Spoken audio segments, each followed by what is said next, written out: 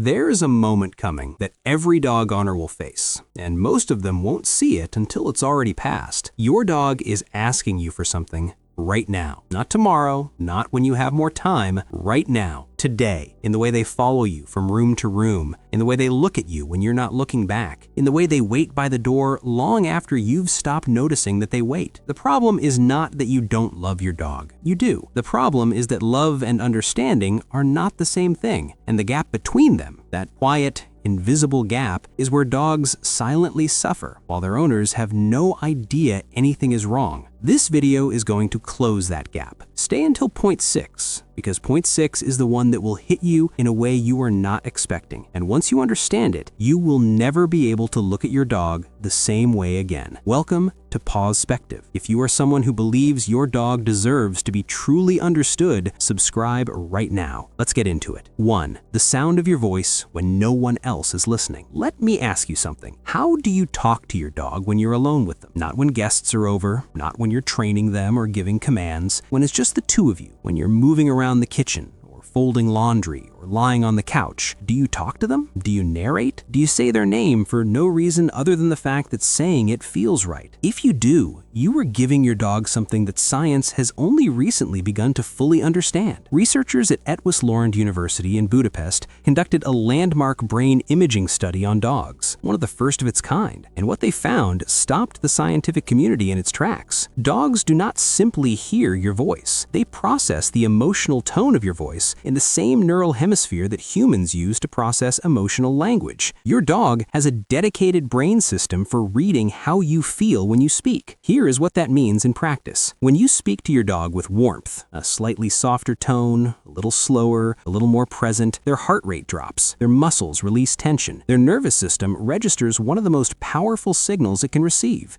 2. The walk they actually need versus the walk you've been giving them. Tell me if this sounds familiar. You clip the leash on, your dog immediately pulls toward a patch of grass, or a lamppost, or a spot on the sidewalk that smells like absolutely nothing to you. You give them a few seconds, maybe 10, then you say, "Come on," and keep moving because you have somewhere to be, or a distance you wanted to cover, or simply because standing still on a leash walk feels like wasted time. You have no idea what you just took from them. A dog's nose contains up to 300 million olfactory receptors. Humans have around 6 million. The region of your dog's brain devoted entirely to processing smell is, proportionally, 40 times larger than the equivalent region in your brain. When your dog stops and presses their nose to the ground for 60 seconds, they are not stalling. They are not being difficult. They are reading. A fire hydrant is not a fire hydrant to your dog. It is a community bulletin board. It was here, how long ago, what they ate, whether they were healthy, whether they were afraid. Every smell is a sentence. Every patch of grass is a paragraph. Your neighborhood is a novel. And every time you pull your dog away before they have finished reading, you are closing the book in the middle of a chapter they will never get back to. A study published in Applied Animal Cognition found that dogs allowed extended sniffing time during walks scored significantly higher on subsequent optimism assessments than dogs who walked the same distance without sniffing. Not just less stressed, more optimistic. The way you allow your dog to use their nose shapes how they interpret the world. Here is the walk your dog is begging for. Shorter distance, slower pace. Let them lead with their nose and you follow with patience. 20 minutes of real sniffing will do more for your dog's mental state than an hour of brisk walking ever could. Give them the walk back. It was always theirs. Point 3 is about something happening in your home right now that you have almost certainly been misreading as a behavior problem. Keep watching. 3. The moment they disappear and why it's the healthiest thing they can do. Does your dog sometimes walk away from the room? Do they find a corner, a closet, a space under a bed, and just go quiet? And when they do, what do? Do you follow them, call them back, assume something is wrong? If you answered yes to any of those, you have been accidentally undoing something your dog desperately needs to do. Dogs are social animals, that is true, but social animals also have a biological requirement for withdrawal, the ability to disengage from stimulation, noise, activity, people, and enter a genuine state of rest is not a mood or a preference. It is a neurological necessity. A study in the journal Animals found that Dogs given a dedicated retreat space that their owners consistently respected showed measurably lower chronic stress levels than dogs in homes where no such space existed. The critical word is respected. The space only works when the humans in the home understand that when the dog goes there, they are not to be called, not to be followed, not to be pulled back into the social environment until the dog chooses to return. This is where most owners fail without knowing it. They give the dog a bed and then immediately call them off it. They set up a crate and open it mid-sleep to check in. They reach down to pet the dog the second the dog lies down. Every one of those interruptions sends the same message. There is no place in this house where you are truly safe to rest. And a dog who cannot rest cannot recover. A dog who cannot recover accumulates stress, and accumulated stress expresses itself in ways that look from the outside like aggression, anxiety, or destruction, but are actually just a dog who has never been given permission to stop. Find the place your dog gravitates to. Put something there that smells familiar and comforting, and when they go there, leave them alone, completely alone. That space is not where your dog goes to ignore you. It is where they go to come back to you whole. Point 4 is the one most owners get completely wrong, and the consequences are showing up in ways they never connect to the real cause. Point 4, playing with your dog like the game actually matters. When did you last actually play with your dog? Not throw a ball while scrolling your phone, not toss a toy in their general direction while you watch something on the couch. Actually play, fully present, moving, making the game feel real and alive and unpredictable. Because here is something that veterinary behaviorists have been saying for years that most dog owners have never heard.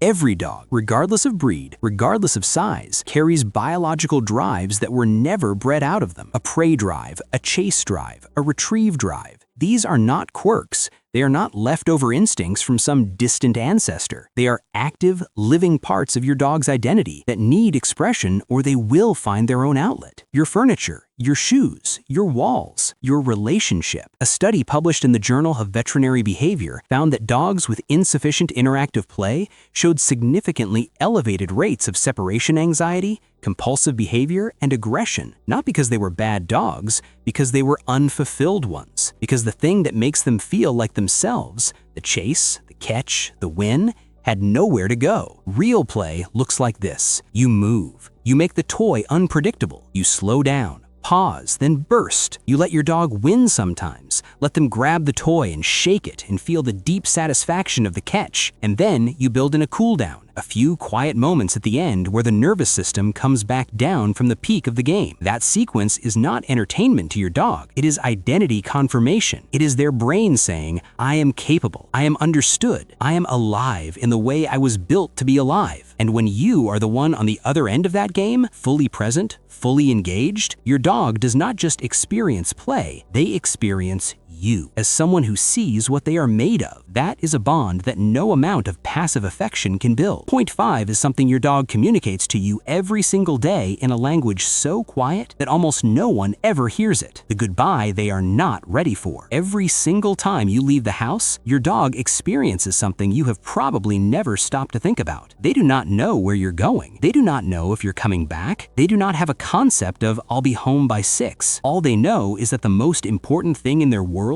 just walked out the door, and now they wait. For some dogs, that wait is manageable. For others, it is the most distressing experience of their day, repeated every single day, never getting easier, because no one ever taught them that the leaving always ends in a return. Here's what the research shows. Studies on canine separation anxiety consistently identify one of the most damaging patterns in owner behavior as the dramatic goodbye, the long emotional farewell, the excessive affection right before leaving, the repeated, it's okay, I'll be back, in a voice that sounds like you're not sure you will be. Your dog does not understand your words in that moment, but they understand your energy perfectly. And anxious goodbye energy teaches your dog one thing. This departure is something to be afraid of. What your dog actually needs before you leave is calm, a quiet, matter-of-fact exit that communicates through your body and your energy that this is a normal, safe, unremarkable event. 5 minutes before you leave, stop engaging. No drawn-out cuddles, no emotional send-off. Move through your routine calmly, and when you go, just go. Equally important, when you come back, wait. Let yourself in. Let their excitement peak and begin to settle before you give them your full greeting. That 10-second pause teaches them that arrivals are safe and calm too. What your dog is begging for is not drama at the door. It's the quiet confidence that you will always come back, and that while you're gone, everything is fine. Point 6 is the one I told you to stay for, and every single point in this video was building towards this moment. 6, the thing your dog is doing right now that is running out of time. There's a number most dog owners know but refuse to sit with. The average lifespan of a dog is 10 to 15 years, depending on breed, which means if your dog is 5 years old, you are already halfway. If they are 7, you're past the middle. If they are 9 or 10, you're in the final chapter. And every ordinary Tuesday is one that will not come back. Your dog is not thinking about this. They are not capable of it. But here is what they are doing instead. They are looking for you right now, today, in the way they follow you from room to room, in the way they put their head on your lap without being asked, in the way they bring you a toy not because they want to play,